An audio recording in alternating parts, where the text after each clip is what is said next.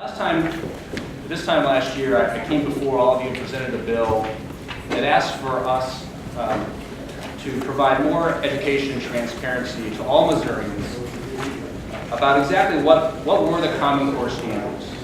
You know, and in filing that legislation, presenting it to you all, I came to realize that very few lawmakers, parents, students, had even heard of Common Core. And of those that had, few understood what exactly it would mean to our education system. And even though Common Core was adopted in Missouri in most states in 2009, before the standards themselves were even written, it wasn't until a bunch of angry white moms, my words, Secretary Duncan's phrase, not mine, until they took the time to learn about Common Core standards and educate the rest of us, that an open and honest discussion began. So today I sit before you to ask that we halt the implementation of Common Core until such time that we have appropriate time to understand exactly how this will change our education system in Missouri.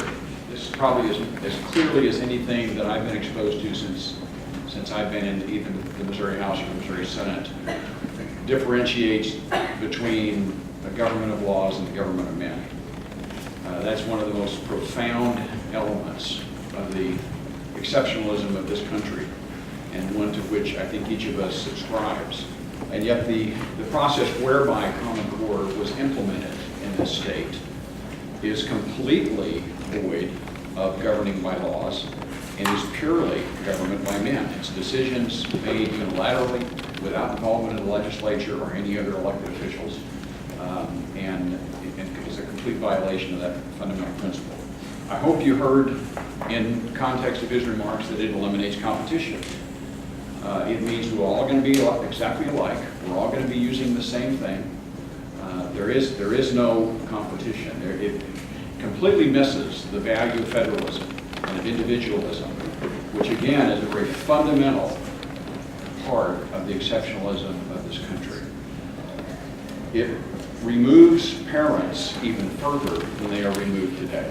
Today, when you talk to virtually any education professional, if it's not the top of their list, it's the second on their list. If you say, what would improve education, they would say greater parental involvement. And I agree with that. The one thing that has hurt education probably more than anything else in our country is the breakdown of the family and as the resultant lack of parental involvement in education. This further removes parents from the process. As a strong conservative and as a strong supporter of Common Core, I'm here to urge you to stay the course with these improved standards. In 2010, we reviewed the English and math standards of every single state and compared them with the core. We've been doing similar reviews of state standards for about 15 years. And the results, the core standards were good enough to earn an A- in math and a B+ in English, significantly better than the grades of 3/4 of the states and about on par with the rest.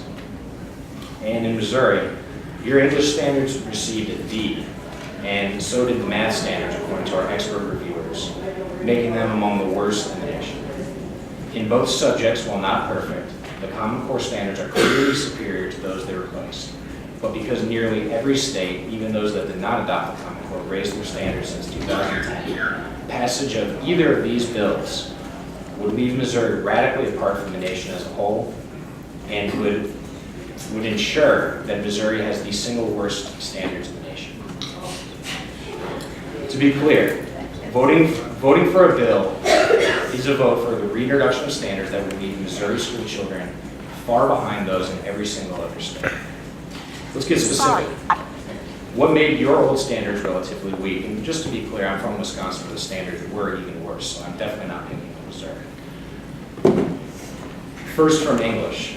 To begin, the early reading standards failed to delineate an actionable set of expectations for early reading development. While the statements touch on fluency, phonics, and phonemic awareness, they provide few details about what exactly students should know and be able to do at various grade levels.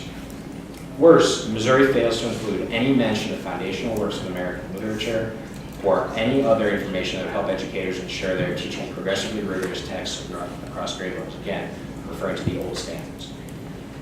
And for math, there's no mention of common denominators or multiplication of division of decimals is not explicit. High school content is extremely weak. The standards are so broadly stated that it's unclear what students are expected to know or to be able to do. Specific content is rarely mentioned.